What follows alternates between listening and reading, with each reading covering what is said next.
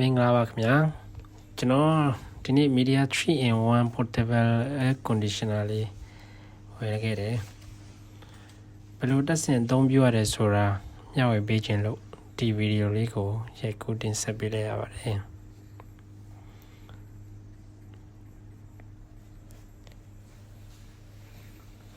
ဒီ unit လေးကတော့ 9000 BTU ဖြစ်ပါတယ်ဈေးနှုန်းကတော့ Singapore dollar $369 ဖြစ်ပါတယ်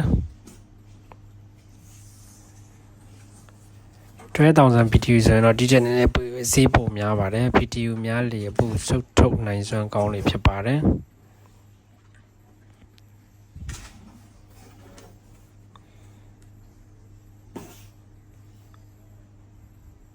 ဒါကတော့ unit ကို install လုပ်ဖို့လိုအပ်တဲ့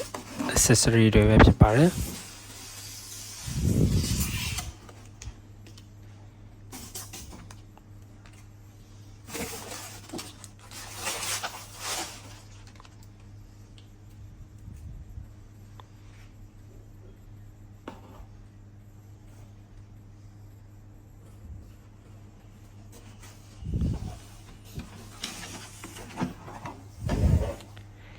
ဒီ unit လေးကတော့ 25.5 kg လေးပါတယ်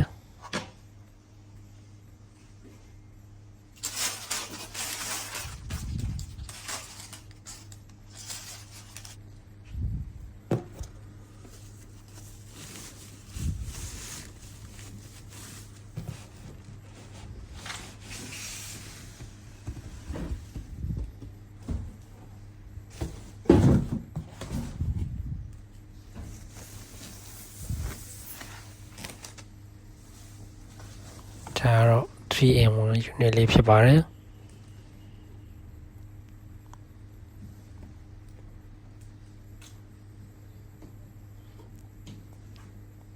ဒါကတော့ display panel ဖြစ်ပါတယ်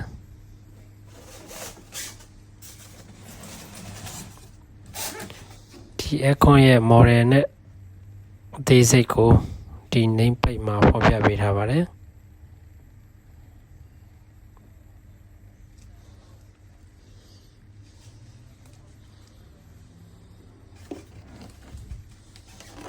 ဒါကတော့ handle ဖြစ်ပါတယ်ဒါ unit ရဲ့ကြောဘက်ပါဒါကတော့ power cord လေးဖြစ်ပါတယ်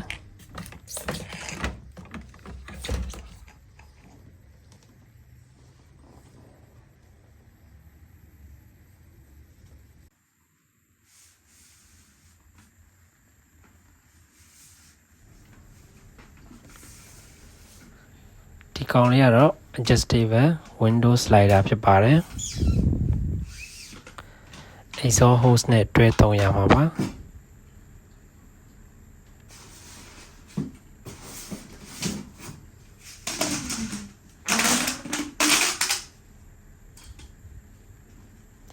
ဒါကကျုပ်နိုင်ဆန့်နိုင်တဲ့ exhaust hose ဖြစ်ပါတယ်exhaust hose နဲ့ unit ကိုဒီ adapter နဲ့တွဲဆက်မှာပါ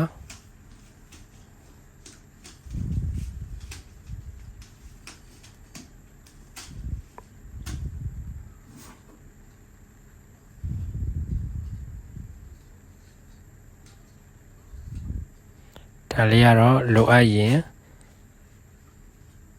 hose တစ်ခုနဲ့တစ်ခုတွဲဆက်ဖို့ socket adapter ဖြစ်ပါတယ်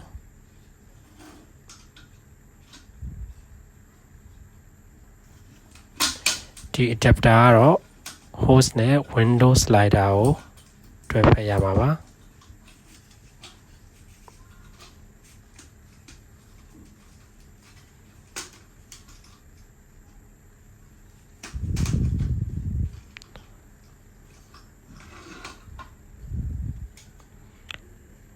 ဖြုတ်ချင်တော့ဒီကလေးလေးကိုမဖြုတ်လိုက်အောင်ပါပဲ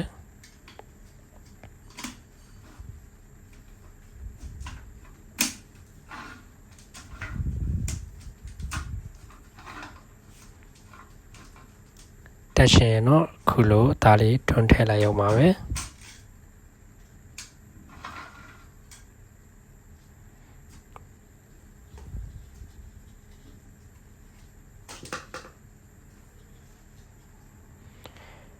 ဒါကတော့ chapter cap လို့ခေါ်ပါတယ်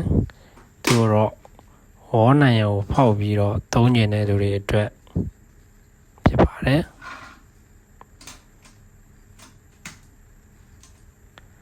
Windows slider သုံးမယ်ဆိုရင်တော့ software adapter cap ကိုသုံးဖို့မလိုပါဘူး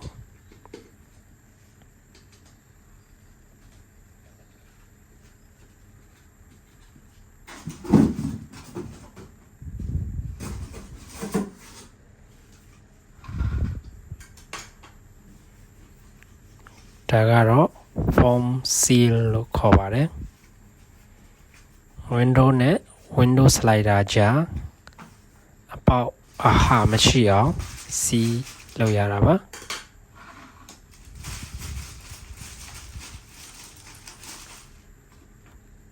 ဒါကတော့ Midea ရဲ့ warranty certificate ဖြစ်ပါတယ်စက္ကန့်ဖတ်ပြီး online register လုပ်ရပါတယ် warranty 1 year ပါ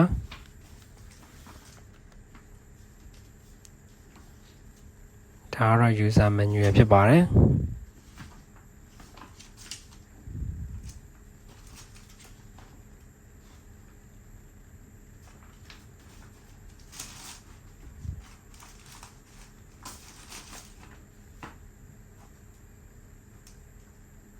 ဒါကတော့ model number sticker လေးဖြစ်ပါတယ်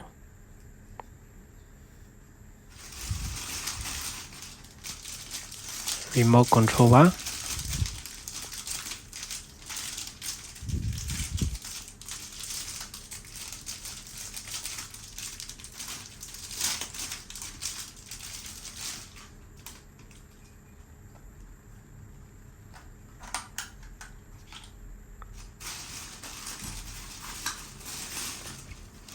triple A size battery နှလုံးတစ်ခါလည်းပါပါတယ်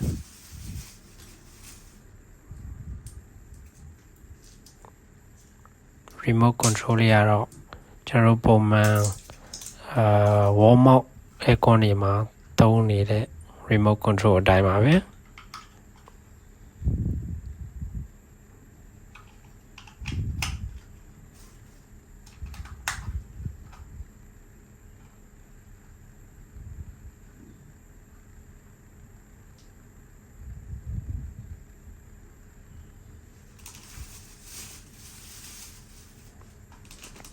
remote control holder ဖြစ်ပါတယ်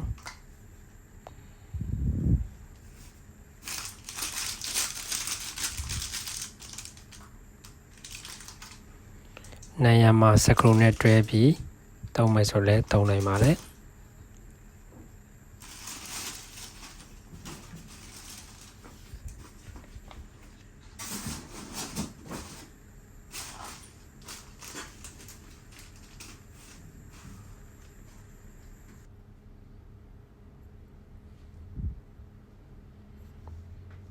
unit adapter တက်လိုက်ပါမယ်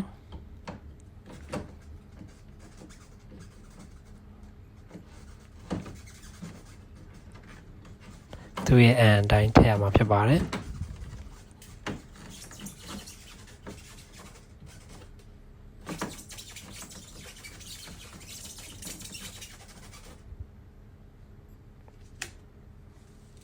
ပြီးရင်တော့ exhaust hose တက်ပါမယ်ဒီ exhaust hose ကနေပြီးတော့အခန်းထဲကအပူတွေကိုခန်းအပြင်ကိုဆွန့်ထုတ်မှာဖြစ်ပါတယ်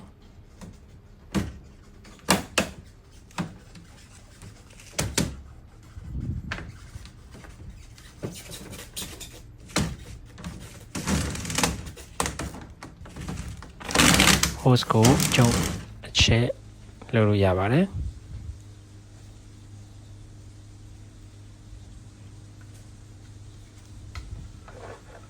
ခေါ်တော့ Windows slider ရဲ့ adapter ဖြစ်ပါတယ် Windows slider တွေကိုထည့်ပါမယ်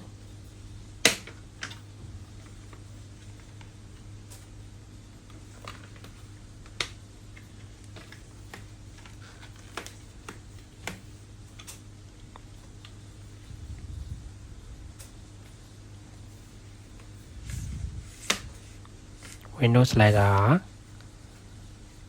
အ ချင်းအကျယ်လောက်ပြီးလို့ရပါတယ်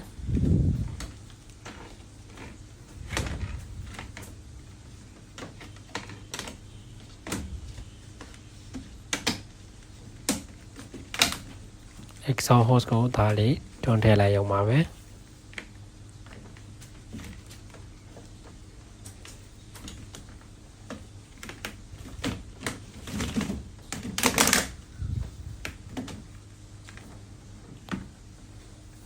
Windows slider ကို vertical အဖြစ်နဲ့လည်းသုံးနိုင်တယ်လို့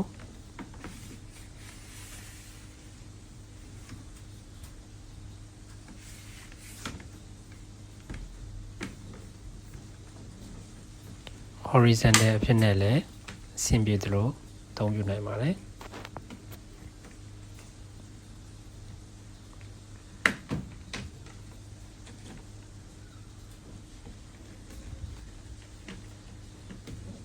ဖြုတ်တဲ့အခါမှာ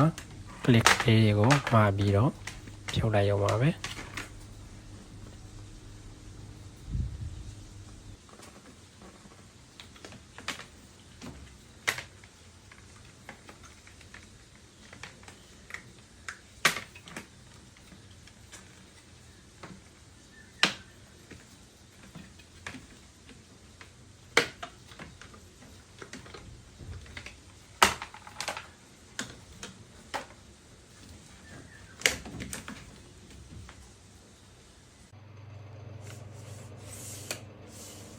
ဒီ adjustable window slider ရဲ့ဘေးမှာ adjust လုပ်ပြီးတာနဲ့ lock လုပ်နိုင်ဖို့အပေါက်ကလေးတွေပါပါတယ်အဲဒီအပေါက်ကလေးတွေကိုဒီ plastic bolt လေးထည့်ပြီးတော့ lock လုပ်ရမှာဖြစ်ပါတယ်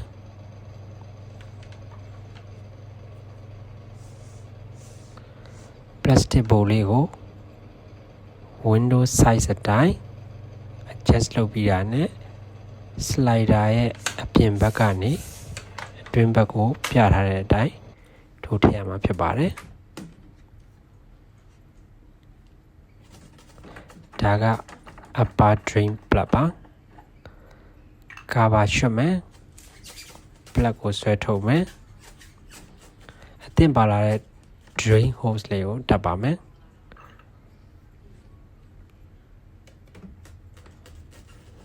drain hose ကိုရေပုံးထဲကိုသွယ်ပေးရမှာဖြစ်ပါတယ်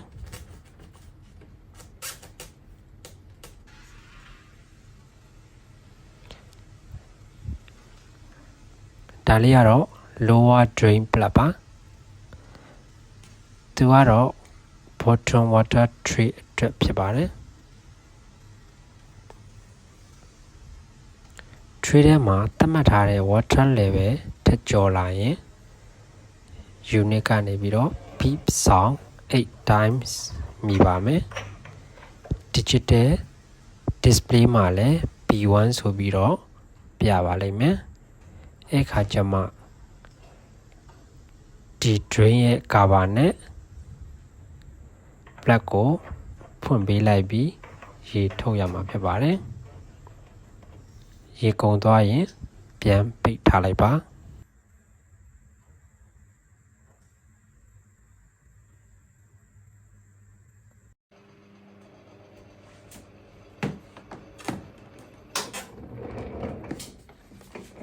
ဒီ unit လေးကိုအခုလိုတွန်းပြီးတနေရာနဲ့တနေရာရွှေ့နိုင်ပါတယ်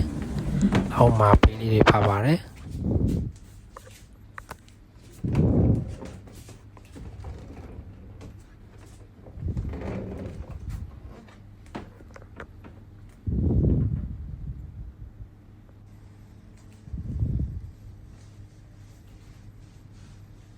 exhaust hose ကိုလည်း window slider နဲ့တွဲပြီးပြတင်းပေါက်မှာတက်ပြီးပါပြီ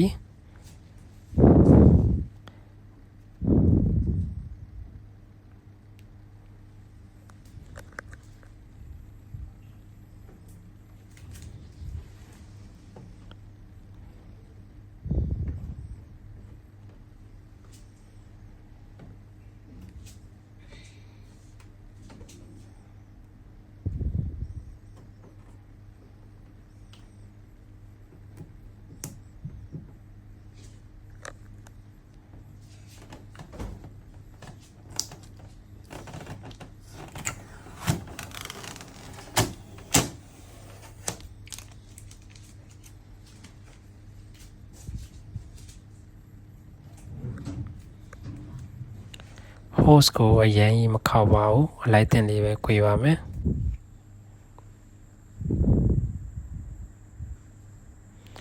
aircon on ထားတဲ့အချိန်မှာအခန်းထဲအပူတွေကို exhaust hose ကနေတဆင့်အခန်းအပြင်ကိုဆွန့်ထုတ်မှာဖြစ်ပါတယ်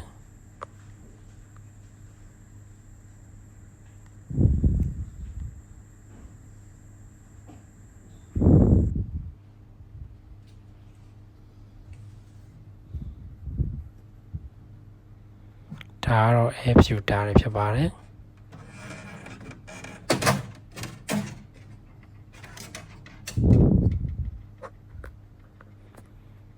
air filter ညစ်ပတ်လာရင်ဒီကနေဆွဲထုတ်ပြီးရေနဲ့စီကြောပြီးရေပြောင်းအောင်တုတ်ခါပြီးပြန်ထည့်ရမှာဖြစ်ပါတယ်ပေါ်မှာရှိတဲ့ air filter ကတော့ screw လေးကနေဖြုတ်ရမှာဖြစ်ပါတယ်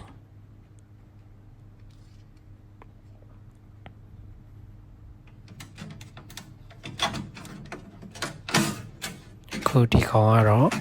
screw မပါပါဘူးဒါလေးဆွဲဖြုတ်လိုက်အောင်ပါပဲ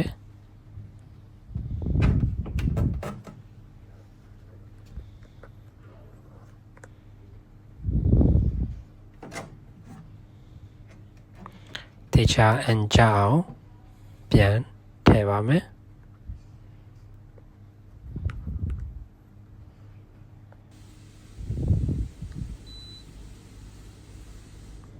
ကဲကုံ install လုပ်ပြီးပြီဆိုတော့စသုံးကြည့်ပါမယ် remote control နဲ့ try ကြည့်ပါမယ် power button ကိုပထမနှိပ်ရမှာဖြစ်ပါတယ်ပြီးတာနဲ့ကိုလိုချင်တဲ့ temperature ကိုတိုးချော့လုပ်နိုင်ပါတယ်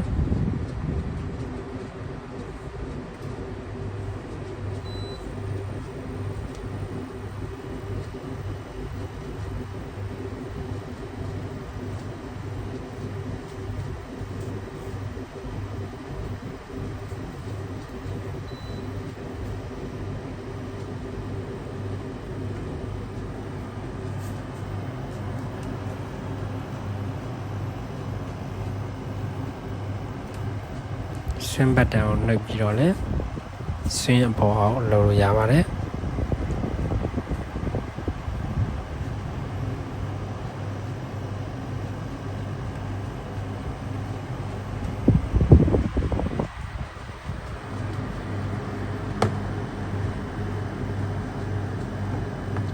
ကဲ remote control နဲ့အဆင်ပြေပြီဆိုတော့ manually try ကြည့်ပါမယ်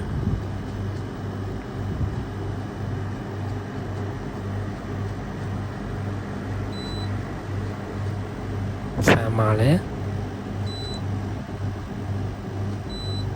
၄မျိုးပြောင်းလဲသုံးပြနိုင်ပါတယ် auto high medium နဲ့ low ဆိုပြီးတော့ဖြစ်ပါတယ် temperature ကိုလည်း low short လုပ်နိုင်ပါတယ်ဒါကတော့ cool mode dry mode fan mode နဲ့ auto mode ဆိုပြီးတော့ mode ၄မျိုးပါပါတယ်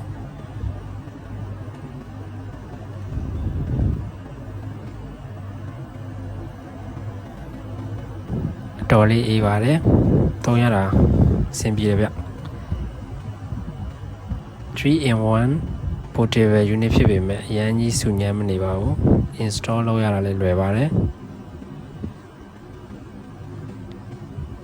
ဒီဗီဒီယိုလေးကမိတ်ဆွေအတွက်သုံးဝင်မယ်လို့မျှော်လင့်ပါတယ်ကျေးဇူးတင်ပါတယ်ခင်ဗျာ